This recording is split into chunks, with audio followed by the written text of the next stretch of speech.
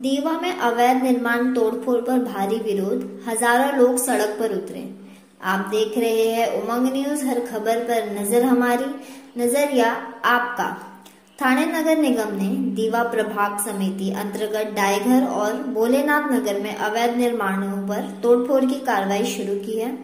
इस कार्रवाई का स्थानीय लोगों ने विरोध किया और बड़ी संख्या में लोग सड़क पर उतर आए।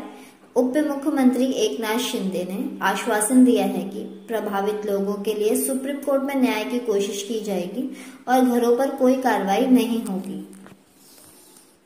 एकदम योग्य बोलले तुम्ही। सर्वप्रथम हे सांगू इच्छितो का ह्या महापालिकेच्या दुटप्पी कारवाईमुळे जवळपास 1,500 ते 2,000 कुटुंब बेकार होणार आहेत या विभागामध्ये।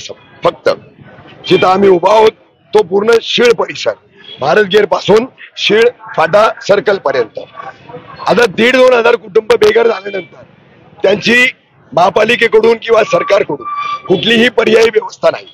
पुनर्वसनाचं धोरण 2017 मध्ये सरकारने महापालिकेने संपवलं नाही। जर ते धोरण असतं तर आम्ही कारवाईला विरोधच नसता केला, कारण मग ते घरच्या बदले घर त्याच्यात त्या धोरणा अंतर्गत आम्हाला मिळालं असतं तर आम्हाला विरोध करण्याचा प्रश्नच उरला नसता। आता राहिली गोष्ट जे महापालिकेचे भ्रष्ट अधिकारी, इन्क्वायरी कमिशन, एक इंटरिम रिपोर्ट एका इमारतीचा जातो आणि प्रशासन लगेच कामाला लागतं। इन्क्वायरी कमिशन मध्ये काही विशिष्ट लोक तक्रारी करतात निवडक इमारतींची, खर्डी रोडची, भोलेनाथ नगरची, वाय जंक्शनची, शीळ फाट्याची, मापेची, खान कंपाऊंडची, बबलू कंपाऊंडची,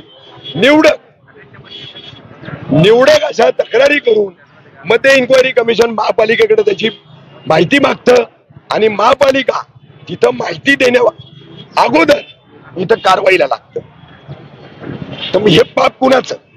हे पाप ठाणे महानगरपालिकेचं, त्यांच्या भ्रष्ट अधिकाऱ्यांचं। महेश अय्यर सारखा भ्रष्ट अधिकारी आज कोट्यावधींचा मालक होऊन घरी बसलाय। हे सगळं जंगलराज त्याच्या काळात झालेले। कुठे डी का होत नाही त्याची? का त्याच्यावर अँटी करप्शन ब्युरो मध्ये गुन्हा आयुक्त दाखल करत नाही? का त्याला मोकळं जोडून ठेवले? म्हणजे जे खाऊन खाऊन गप्पर झाले त्यांना अजूनही वाचवायचंय, फक्त गरिबांना बेघर करायचं आणि आम्ही कायद्याचं राज्य राखलं हा आव आणायचा आहे। एवढंच काम फक्त ठाणे महापालिकेचं प्रशासन आणि आयुक्त करतायत। आपण जर पाहिलं तर तुम्ही एकनाथ शिंदे यांची देखील भेट घेत होते। संपूर्ण माहिती जी आहे तिथल्या लोकांची त्यांना समजून घालण्याचा प्रयत्न केला होता आणि त्यावेळी एकनाथ शिंदेने आश्वासन दिलं की इथल्या कुठल्याही बिल्डिंगवरती कारवाई होणार नाही, तत्पर ते थांबवा महापालिकेने आणि सुप्रीम कोर्टासाठी तुम्हाला एक वकील देखील नेमणूक करून देण्यात आली आहे।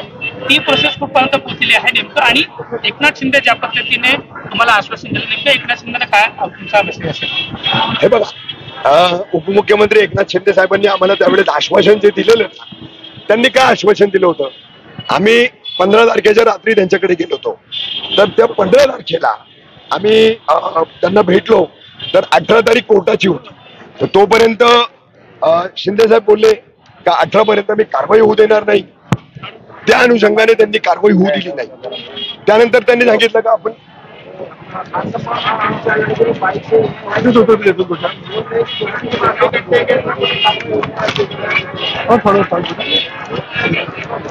हॅलो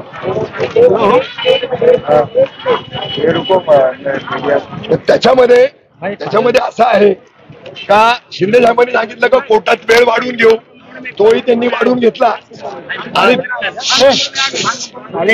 त्याच्यानंतर जे आहे ना,